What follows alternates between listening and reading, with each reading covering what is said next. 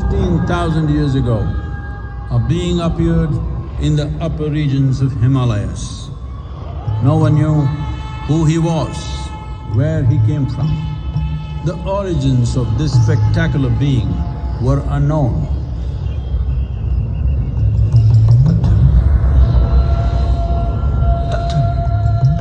When his ecstasy allowed him some movement, he danced wildly.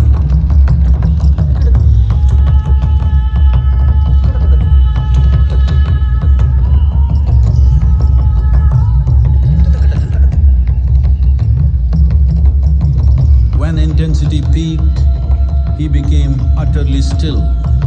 People saw that he was experiencing dimensions that